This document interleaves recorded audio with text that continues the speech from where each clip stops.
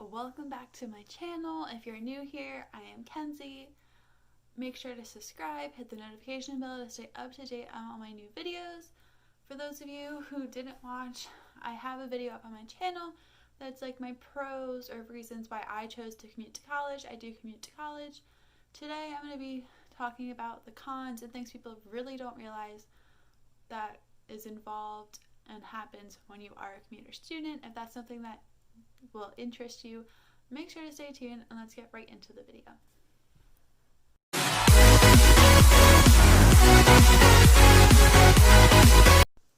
So the first thing I want to touch upon in this video is obviously I talked about you save money when you commute to college. You're not paying for room and board at your school, so right off the bat you're going to be saving college overall on your college expenses. But on the flip side, you have to pay for gas. So gas does add up. For me and my car, if I have to commute to campus every day for the semester, I have to get about a tank of gas a week, sometimes even a little less than that. So in my car, that's about $30 to $35 a week. Add that up over the course of the semester, and then the overall year, it adds up. So you are saving money on the overall cost, but you are in turn spending money on gas. So you just have to weigh that out. Think about how far your commute is, think about how expensive your car is, and just figure out if that's really, if you're really saving money in the end, how much money, all that good stuff if you do choose to commute to college. The second thing people don't really realize or are concerned about if you choose to commute to college is you're not going to be able to get as involved on campus as if you live there full time. And for me, that is kind of a pro. I'll explain, or a con, sorry. I'll explain a little more here shortly. But I know for me on my campus, it is like a heavily commuter campus, especially when I started freshman year. It was like a big commuter school more than people that lived on campus. Over the course that I've been there, going into my senior year this fall, they're trying to change it more into living on campus, school. Sorry, I can't talk today or get my thoughts out. But my school, since it is a heavily commuter school, it does have an association of commuting students club thing. They do send out emails every Thursday of what's going on that Friday, Saturday, Sunday, sometimes even that Monday if there's things going on that Monday. So there are ways to get involved. You just have to be a little more proactive if you want to be involved on campus and finding those opportunities, because you have to go through the emails, you have to find them, and it's just not as in your face as if you live on campus, because I've been in the dorm buildings with my friends in between classes, and there's always posters of this is going on, this event's going on, oh, be here at this time, oh, go do this. So it's more in your face if you live on campus, and it's a little easier. But they are still there if you commute. You just have to be a little more proactive, like I said, and look through your email, see what's going on. But at the same time, when you are a commuter, a con is you're not always there to do the events or clubs. I know for me personally, my school, a lot of the clubs that I wanted to take part of didn't start till 9-10 o'clock at night. For me, that was not ideal. I was getting out after midnight, didn't want to drive home at midnight, 1 in the morning. That's just because my school's night classes get out around 9, they're from 6 to 9, and just so if kids do take those night classes, they try to start all the clubs after that, so 9-10 o'clock. But for me, being a full-time student, I try to schedule my classes during the day so that I could be home at night, or at least working at night, one or the other. So I schedule my classes from the morning till ending. I try to make my last class end around 2:40, 3 o'clock. That's just so I can, like I said, either get home for dinner, go to work, all that stuff at night. So trying to go back to campus for 9-10 o'clock at night was just getting a lot. It was either I had to try to stay around campus from 3 till 9-10 o'clock at night and kind of just kill time, or I would be coming home, eating dinner, relaxing, and then not really feel like going back for that 9-10 o'clock club or event. So it is a con kind of commuting. It's a little bit harder to get involved on campus, but it is definitely doable. The next thing I want to talk about, especially if you're like me and you're not a morning person and you don't like waking up and all that fun stuff, I'm definitely more of a night owl person myself, is when you commute, you have to wake up way sooner than your friends probably do if they live on campus for classes. I know for me, especially this past spring semester and other semesters, I'll have an 8 a.m. class. For me, that means I have to get up around 6 a.m., or at least that's the time I set my alarm. I don't actually get out of bed at 6 a.m. That's kind of my problem. Get ready, and then I have to leave my house around 7 the latest, I was finding, because there was less traffic this past like spring semester. The other semesters I would have to leave even sooner just because there was way more traffic getting to campus. But you just have to leave sooner if you commute, because you have the commute time. As my friend that was in my 8 a.m. class was waking up maybe around 7:30, kind of just relaxing, sometimes even a little later, rolling out of bed, getting ready, and walking 5 minutes to campus or to the class. I cannot talk today. So it's just another thing to think about, and kind of a con when you're commuting, especially if you're like me and you don't like waking up, is you have to wake up way sooner for your classes just to account for getting ready time, packing your bag, getting in your car, and driving to campus. Those 4 things add a lot of extra time compared to your friends who live on campus. Going off of that extra time, the next thing that's kind of a con, obviously, I feel like on any campus, is the parking. I know for me, my freshman year, I had to park all the way in the back of campus.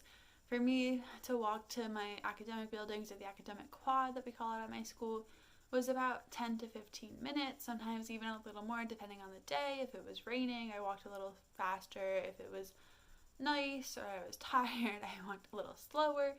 So you just have to account that into your getting there time and commuting time, because even if I was on campus on time, by the time I would find a parking spot, park, and walk to class, I was late some days, which isn't good depending on the teacher.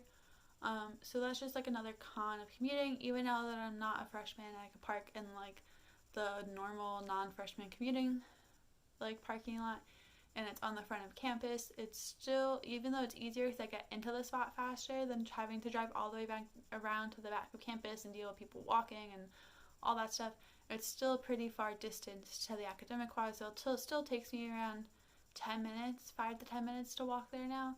So just adding that in is also like a con, or things people don't really realize when you do decide to commute to college. A major thing I did not think about or realize when I decided to commute to college is you're going to have a lot of spare time in between your classes, and kind of, I don't want to say not know where to go, but you're just going to have a lot more time to kill, and realize, especially for me, I decided to go to a small school. So it's a small school, so there's not many spaces for you to go and kind of just kill time. I know for me though, since it is a heavily commuter school, I do have a commuter lounge I've utilized a lot. And now that I've made friends, I usually go to my friends' dorms in between classes, or I just chill by the lake. My campus does have a pretty nice lake with hammocks and stuff, so that's usually my spot I go to just to relax, eat lunch, recoup before my other classes. But there's sometimes, especially like my freshman year when I didn't really have friends yet and my schedule had large breaks in between, that I would be driving home. This wasn't the best. Like I said, I spent extra money in gas. I wasn't on campus getting the whole freshman experience, but I would drive home. By the time I would get home, only have maybe 45 minutes to an hour. I would eat lunch, watch some TV, and then drive all the way back to campus and go to my later classes. But there's no dorm to go to, and that's the thing people I feel like don't really realize. I didn't realize that, is when you're on campus, like a lot of my friends that have a dorm, if they have a large break like I did my freshman semester of a couple hours in between their classes, they'll go back to their dorm, they'll maybe take a nap, they'll do just things in their dorm, and at least it's somewhere for you to go. For me, I don't have that. I can't take a nap in between classes unless I want to in like the commuter lounge, but I don't like sleeping in public places. That kind of just creeps me out if I'm by myself, because I don't know what people are going to be doing. But if that's you, then go right ahead and take your nap. There was lots of kids that took naps in the commuter lounge, but like I said, that's just not me personally. But you don't have somewhere to go back to and take that nap or do anything. Like I kind of just have to find my own spaces. Like the commuter lounge, I would watch TV like on my like Hulu or Netflix with my earbuds in, usually if I had a large break in between my classes. Then instead of driving all the way home my freshman semester, like the second half, I was binge watching How I Met Your Mother. Still never finished that, and I'm going into my senior year. I kind of stopped because they took it off of Netflix, but now it's like I think on Hulu, and I didn't remember exactly what episode I was on, but that's a whole nother story. Or I go back to my friends' dorms now, and we chill in their dorms in between classes. I'll go to the dining hall, or I'll go by the lake. So I did find spaces, but it's just something you have to think about, and kind of a con is you don't have that dorm to go back to in between your classes. And the next thing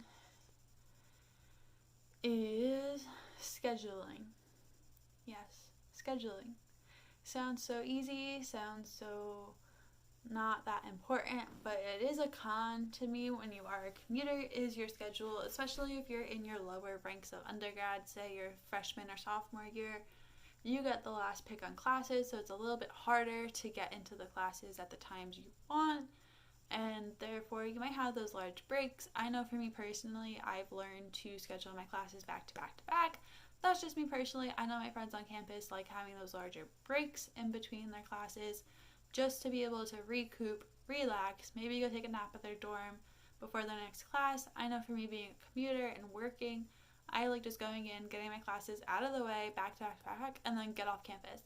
Even though I love my campus, like I said on this channel many times, I love being there, I love my school. Some days I just want to get in and I want to get out. And to be able to do that effectively, I have learned to schedule my classes back to back to back. For me, my campus is small. Even if I schedule them back to back, I still have between 10 and 15 minutes depending on the day. Monday, Wednesday, Friday, I get 10 minutes in between my classes. That's just how my school set up the times. And Tuesday, Thursday, I get 15 minutes. And my school is so small that even if I have to walk from like the farther academic buildings to each other, I can still do that in under 5 minutes flat. So I still have time when I get to my next class to go on my phone, kind of relax, but also get my classes out of the way. This past spring semester, my schedule Monday, Wednesday was I had class from 10:20 to 11:20, 11:30 to 12:30. Then I still had a lunch break from 12:30 to 1:10, and then I had my last class from 1:10 to 2:40. On Friday, that last class wasn't there because I only did it Monday, Wednesday because it was an hour and a half. That's how my school works. You can either have an hour class Monday, Wednesday, Friday, or a half hour class or an hour and a half class from Monday, Wednesday, or Tuesday, Thursday. So I did that. So on Fridays, I was still getting out around noon. I was getting out around 12:30. That teacher did let us out early most of the time, so I was even getting out a little sooner, closer to noon, which was great because I was an after-school counselor. I picked up that job in the spring semester, so I was able to come home, eat, do some work, relax, and then still get to work around 3 and work from around 3 to 6, so it was perfect for that.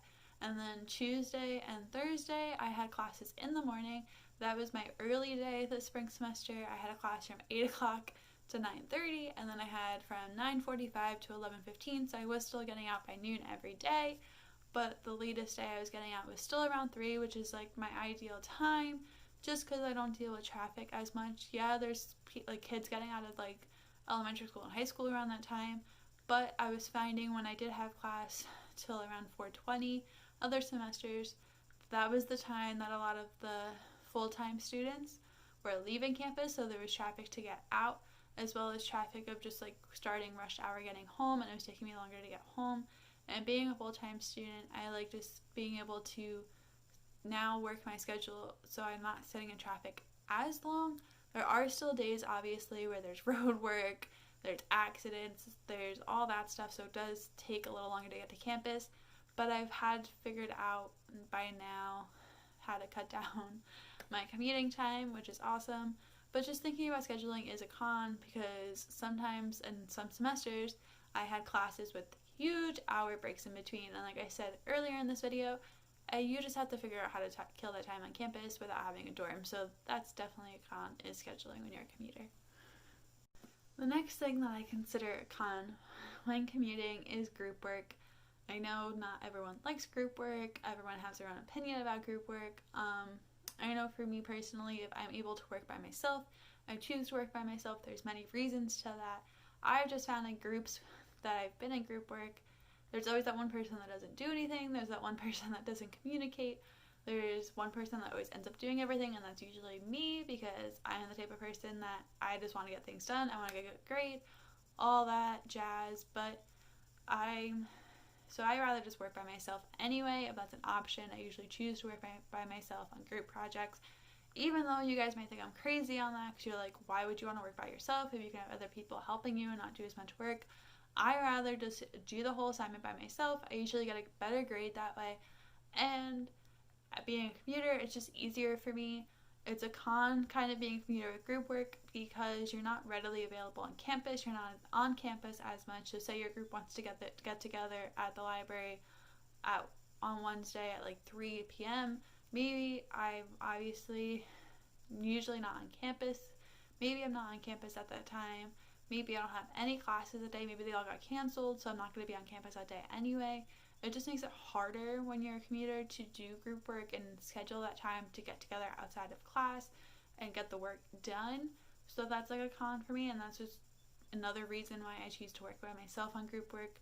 But that's just another con or thing to think about if you're choosing to commute to college, is group work is going to be definitely harder, and it's definitely a thing in college where a lot of teachers want to do group work, and not everyone allows you to work by yourself because they want you to learn how to work together as a team and deal with all the different personalities and all that fun stuff in college. So just think about that if you are choosing to commute to college. And this one might make you guys laugh, but I definitely want to cover it because some days my bag is so heavy. Maybe it's the day where I have to bring all my textbooks, lunch, everything else. My bag gets so heavy.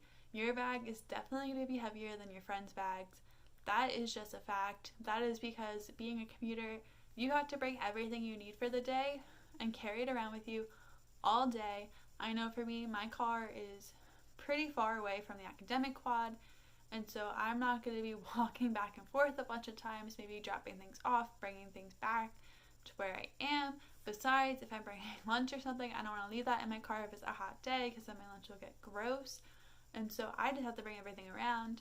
My friends, their dorms usually closer to the academic quad, so they'll maybe and have time anyway to walk back to the dorm, pick up books, drop off books, depending if like they did that class for the day already. So their bag's just not as heavy. Some days, like I said, my bag is super heavy, kind of hurts my back, but it's just a part of being a commuter to camp, like on a commuter to college. Ooh, I can't talk today. But anyway, that's just something I wanted to cover, kind of make you guys laugh. I didn't realize how heavy my bag would be some days.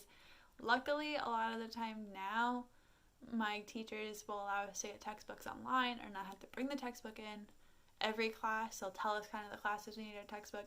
So that definitely helps my bag not be as heavy, because then all I have, if you haven't seen my what's inside my commuter bag, I'll link it right here, is usually my laptop, my folder, my notebook, my planner, my pencil case, and lunch, and my keys, and then I carry around my water bottle. So my bag's not super heavy those days, but other days I was having to bring in huge textbooks that were like huge, and multiple ones because I have multiple classes within that day, and it was just, your bag's going to be super heavy if you're a commuter, and that's kind of a con. And the last couple things I just want to talk about here briefly is because I did look up like things people that are thinking about commuting want to know, or all that kind of stuff on Google before sitting down and filming this video. Is one of the reoccurring questions I saw on like multiple schools' websites about commuting, is, are you able to access things such as like the library and stuff being a commuter? I can't speak for every campus. I can't speak on all of that. Like, I'm not a professional on this. I can just speak on my experience and my school personally. My school, being a heavily commuter school, is I pretty much have access to everything a full-time student living on campus has. I'm able to access the library. I'm able to go to the student rec center, which is like our gym and athletic type center. I can go to the pool on campus, the indoor pool, if I wanted to. I can pretty much do everything that I would be able to do if I live on campus. The only difference I have is I can't swipe myself into dorm buildings through my ID. That's just because I don't live on campus.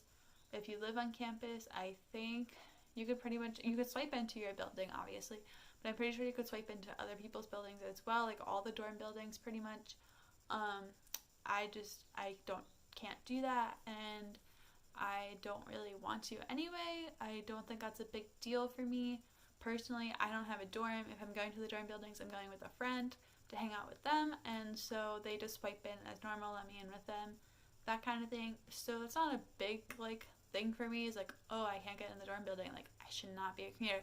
I can pretty much do everything else that I would be able to if I lived on campus. Like I can go to the library, like I said, I can do everything else. So it's not like a big difference for me. Another thing I kept finding on Google and these searches is having to balance that work and school balance. I know many people that do live on campus do have jobs as well off campus.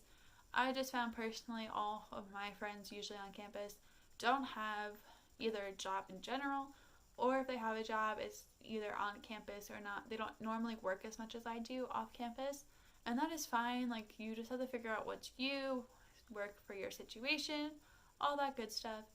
But being a commuter, I do usually hold a part-time job off campus, so again, that makes it harder with scheduling to try to schedule my classes around my work schedule, or make my work schedule around my classes, because that's how usually I do it, because I am a full-time college student and that's my first priority.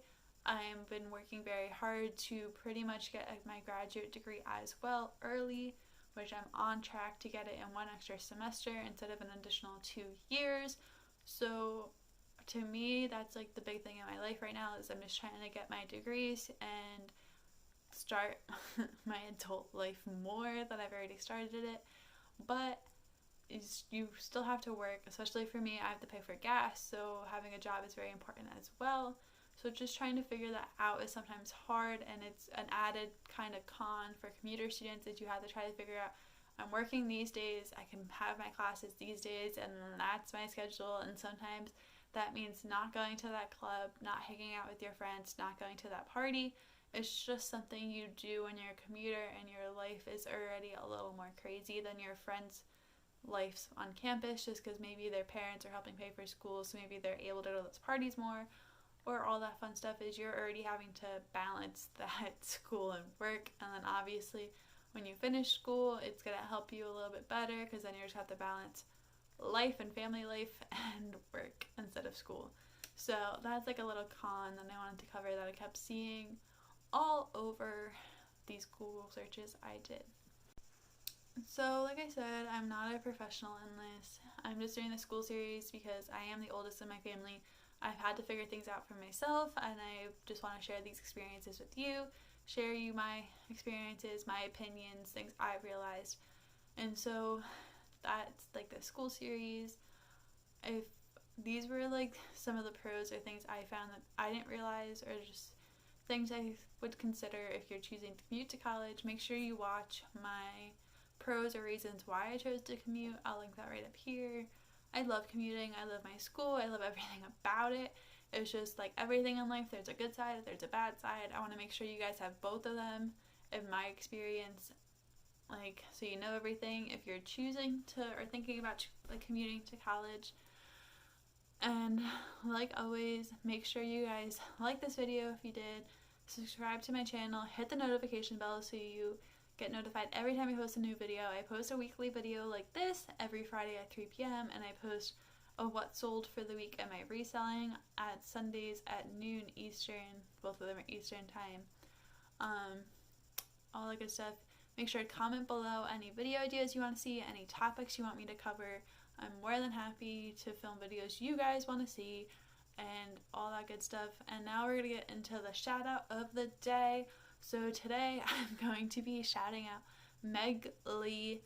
Thank you for following me on Instagram. Thank you for subscribing to my channel. Thanks for all the support and all of this new things I've been doing. I'll put her handle right here. Make sure to go check out her YouTube channel. Her videos are the bomb. I love watching them. And like I said, thank you for supporting me and my channel and following me on Instagram. That's all you need to do if you want to be shouted out here at the end of one of my videos. I shout people out every Friday at 3 p.m. Eastern. All you have to do is follow me on Instagram. My handle's always below in the description. And subscribe to my channel. That's all you have to do to be entered to get a shout out. And like I said, leave any video ideas below as well. And make sure to subscribe so you guys stay tuned. Some more fun videos are coming. And I'll see you guys next time. Bye.